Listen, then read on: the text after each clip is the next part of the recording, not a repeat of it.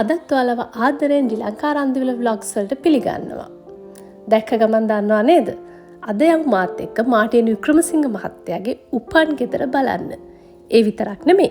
Martin Wickremesinghe ජන කෞතුකාගාරයටත් මේ video එක දිගටම බැලුවොත් ඔයාලට යන්න පුළුවන්. මෙතනට යන්න හරිම ලේසි. ගාල්ල ටවුන් එකේ ඉඳන් මාතර පැත්තට කිලෝමීටර් 13ක් 15ක් වගේ එනකොට කොග්ගල කියන සුන්දර ගම හම්බ වෙනවා. ප්‍රධාන පාරේ ඉඳන් මීටර් 100ක් වගේ ඇතුළට තමයි මේ තැන තියෙන්නේ. එතනට ඕනම වාහනයකින් යන්න පුළුවන්. ලොකු පාකින් ඒරියා එකක් තියෙනවා. මුලින්ම යනකොට මේ වගේම ටිකට් කවුන්ටර්ස් තියෙනවා. දේශීය වැඩිහිටි කෙනෙකුට අපි කියපු දවස්වල රුපියල් 100ක් තමයි ටිකට් එක උනේ. නිල ඇඳුමෙන් සැරසුණු අවුරුදු 5යි 12යි අතර දරුවෙකුට රුපියල් 50ක ටිකට් එකක් තමයි ගන්න තියෙන්නේ. මේ 2025 සැප්තැම්බර් වෙනකොට මිල ගණන්. මුලින්ම පුංචි දෙයක් කියන්න ඕනි. මගේ ශ්‍රී ලංකා රන්දිවල vlogs YouTube channel එකට subscribersලා 500 වෙන්න ගොඩක්ම ළඟයි. ඉතින් ඒ දුන්නු ආදරයට ගොඩක්ම ආදරේ. ඉතින් ඔයාලත් මගේ channel එක ශ්‍රී ලංකා රන්දිවල vlogs subscribe කරලා නැත්නම් subscribe කරන්න, bell icon එකත් click කරන්න කියලා මම ඔයාලගෙන් ආදරෙන් ඉල්ලනවා.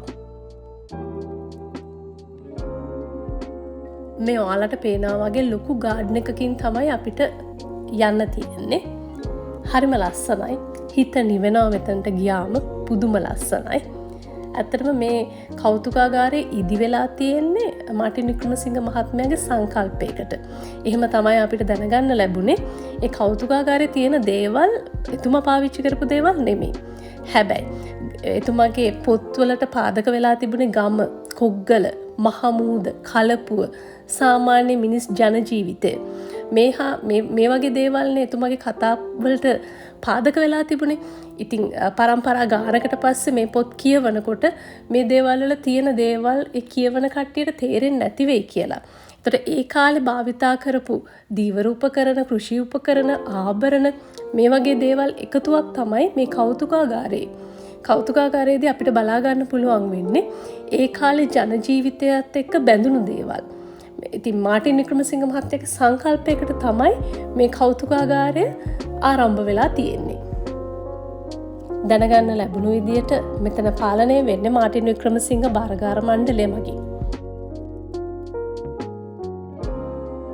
එහෙනම් අපි මුලින්ම යමු මාර්ටින් වික්‍රමසිංහ ජන කෞතුකාගාරය බලන්න. එන්න යන්න මාත් එක්ක. මෙතනින් තමයි එතනට ඇතුල් වෙන්න තියෙන්නේ.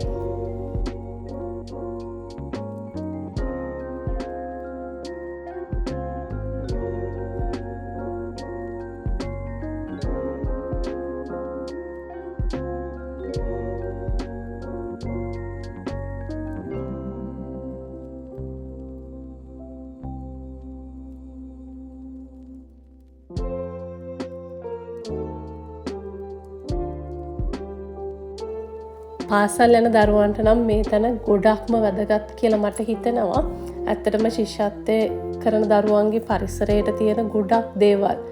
ඒ අහලා වචන විතරයි ඇත්තටම මං උනත් අහලා තිබුණේ. ඒ දේවල් S2කින් බලා ගන්න පුළුවන් මෙතනට ගියොත්. මේ පළවෙනි පාර තමයි මමත් මෙතනට ගියේ. ඇත්තටම සිංහල භාෂාවේ ජන වහරේ අහලා තිබුණු ගොඩක් දේවල් ෆස්ට් ටයිම් මාත් දැක්කේ මෙතනදී. මේ පිත්තල පහන් ඒ කාලේ තිබ්බ ඉස්සර ගෙවල් වල නම් මේ වගේ පිත්තල පහන් ඒවත් තියෙනවානේ. දැන් ගෙවල් වල නම් ගොඩක් අඩුයි. මේව නම් ඉතින් ගොඩක් අය දැකලා ඇති. මේ බලන්න ඒ දවස්වල භාවිතා කරපු ගණිත පුවරුවක්. මේ තියෙන්නේ වැලිපිල්ල. වැලිපිල්ල ගැන අහලා තිබුණාට වැලිපිල්ල කියලා ලියලා රචනා ලියලා තිබුණාට ඇත්තටම වැලිපිල්ලක් දැක්කේ මං එදා. මේ තියෙන්නේ බුක් ස්ටෑන්ඩ් එකක්.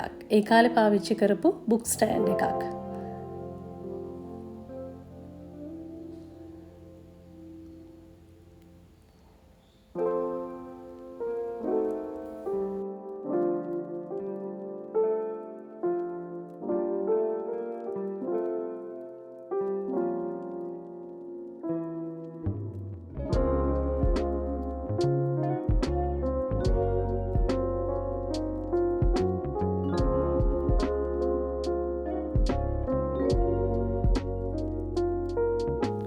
මෙතන තියෙනවා කෘෂිකර්මාන්තයේදී භාවිතා කරන උපකරණ බෝලත්ත ඒ වගේ නගුල මේ හැම දෙයක්ම නම් කරලා එතන බලාගන්න පුළුවන්. කොග්ගල කියන්නේ දීවර කර්මාන්තයත් එක්ක බැඳුණු ගමක්නේ. ඉතින් දීවර කර්මාන්තයේදී භාවිතා වන උපකරණ මේ මාළු කූඩය, කරක් ගෙඩිය මේ දේවල් ඇත්තටම මාත් අහලා තිබුණේ සිංහල පොත්වල විතරයි. ඇත්තටම දැක්කේ එදා තමයි. මේ විදිහට හැම දෙයක්ම මෙතන තියෙනවා අපිට බලා ගන්න පුළුවන්. ඊළඟට වෙස්මුණු කර්මාන්තයත් දකුණු පළාතේ ගොඩක් ප්‍රසිද්ධයි.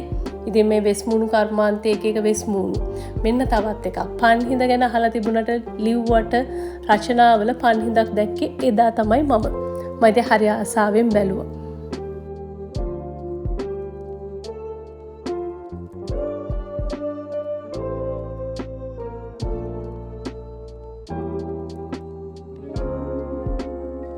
මේ අර ඉස්සලා කිව්වා වගේ වෙස්මුණු කලාවේ එක වෙස්මුණු.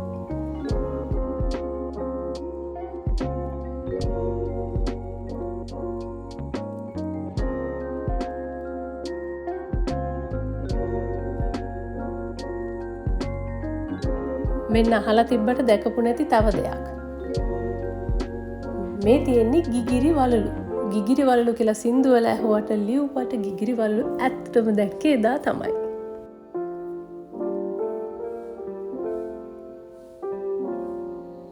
මේ තියෙන්නේ රූකඩ. රූකඩ කලාවත් දකුණු පළාතේ ගොඩක් ප්‍රසිද්ධයි. මේ ඒක රිප්‍රසන්ට් කරන්න තමයි මෙතන රූකඩ තිබුණේ.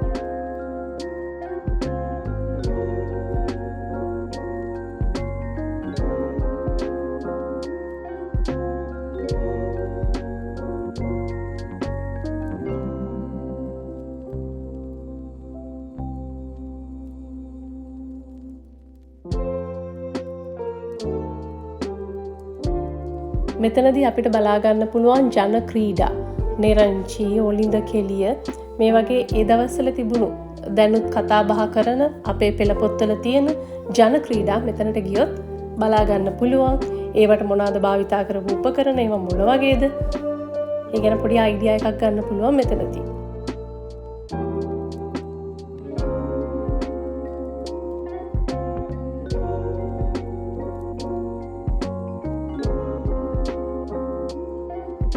දඬු කඳ අහලා තිබුණට දැකලා තිබුණද? දැකලා නැත්තම් බලාගන්න මේ තියෙන දඬු කඳ. ඉස්සර කාලේ වැරදි කරාම දඬු කඳේ ගහනවා කියලා තමයි කියන්නේ. මේක තමයි දඬු කඳ.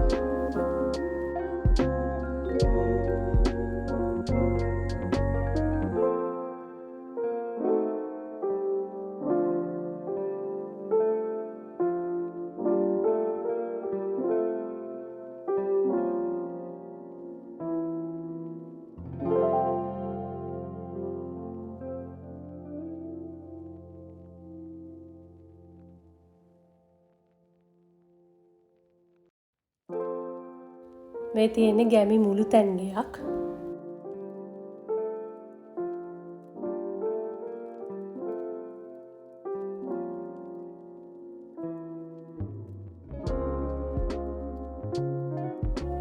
මේ ඒ දවස්වල භාවිතා කරපු ආභරණ. හරිම ලස්සනයි මේ ආභරණත්. සියුම් කැටයම් තියෙන්නේ. අදටත් මේ වගේ ආභරණ අපේ පාවිච්චි කරනවා. ඒවට මුලින්ම එන්නේ නැත්තේ මේවා ආభాෂය තමයි.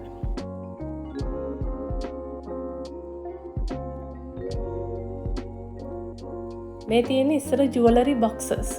බලන්න එක එක විදිහේ ඩිසයින්ස් තියෙනවා එක එක සයිස් එකට. හරිම ලස්සනයි. මේ තියෙන්නේ රේන්ද කොට්ටය. ලස්සන රේන්ද ගොතන්නේ මේ රේන්ද කොට්ටෙන් තමයි. ඉස්සර ගෙවල් වල රේන්ද කොට්ටයක් තිබුණා කියලා තමයි කියන්නේ. මම නම් රේන්ද කොට්ටේ දැක්කේ ඉස්සෙල්ලම අද තමයි. මේ වෙලාවේ තමයි.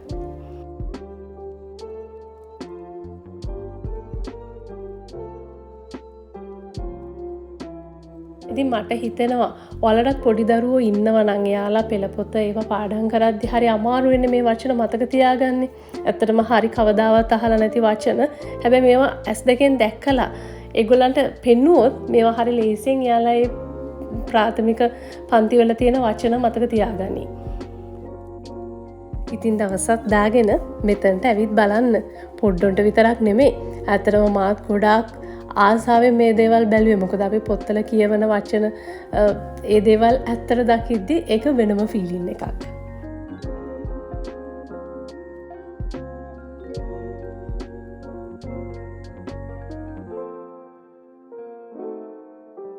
එන්න දැන් අපි යමු මාර්ටින් වික්‍රමසිංහ මහත්මයාගේ උපන් ගෙදර බලන්න. මේ වගේ තමයි එළියෙන් ඒ ගෙදර පේන්නේ. දකුණු පළාතේ ගොඩක් පරණ ගෙවල් වල මේ වගේ ආකිටෙක්චර් එකක් තමයි අපිට දැක ගන්න තියෙන්නේ. අපි ඇතුළට ගිහින් බලමු කොහොමද කියලා.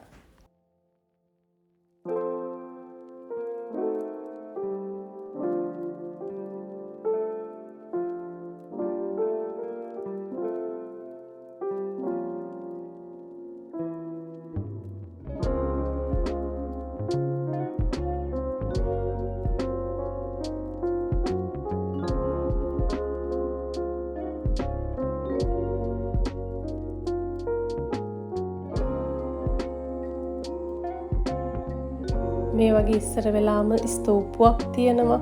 මේ වගේ ලනු පාපිස්සක් තියෙනවා. ඉඳගන්න එළියෙන් කවිච්චියක් තියලා තිබුණා. මේ ජනෙල් මේ තියෙන ආකිටෙක්චර් එකට මම හිතන්නේ ඩච් ෆීචර්ස් උත් එකතු වෙලා තමයි ඒ දවස්වල ඒ ගෘහ නිර්මාණ ශිල්පය හැදිලා තිබුණේ. මේ වගේ වයිට් වොෂ් කරපු වෝල්ස් තියෙන්නේ. මේ තියෙන්නේ ඒ ගෙදර සාලේ.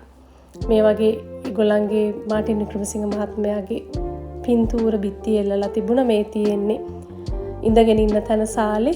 මේ තියෙන්නේ රයිටින් ටේබල් එක.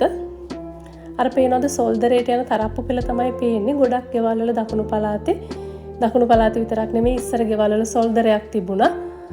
ලී සෝල්දරයක්. ගොඩක් වෙලාවට කියන්නේ ලී සෝල්දර කියලා. තරප්පු පෙළත් තනිකර ලී තියෙන්නේ. මේ වගේ කවිච්චියක් තියෙනවා. අර ඉස්සර විදිහේ පුටු මේ තියෙන සොල්දරේ මේ ලී වලින් තමයි උඩ තට්ටුවක් වගේ මේ සොල්දරය හදලා තියෙන ගොඩක් ගෙවල් වල ඒ දවස්වල. මේ තියෙන්නේ මාර්ටින් වික්‍රමසිංහ මහත්මයා පාවිච්චි කරපු මේසේ. එතුමගේ අකුරුත් මෙතනදී බලා ගන්න පුළුවන්. බලන්න ඔයාලටත් එතුමගේ අකුරු පේනවද කියලා.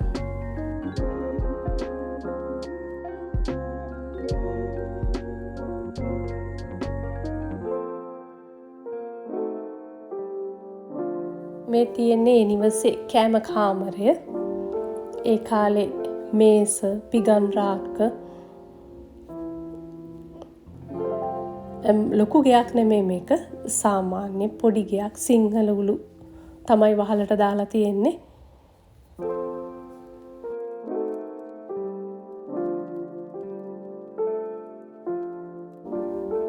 මෙතන කියන්නේ මේ කාමරය මාර්ටින් වික්‍රමසිංහ මහතා උපන් කාමරය කියලා.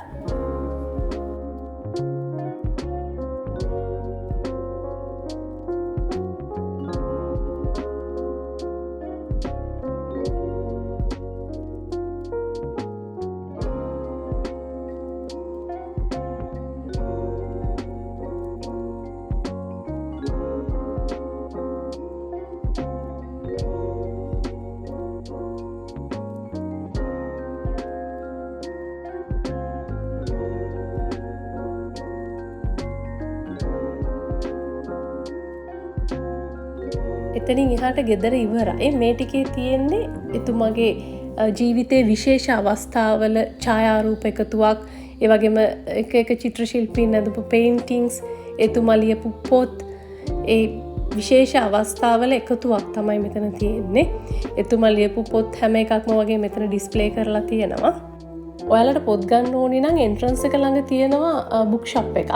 එතනින් මාර්ටින් වික්‍රමසිංහ මහත්මයාගේ පොත් මිලදී ගන්නත් පුළුවන්.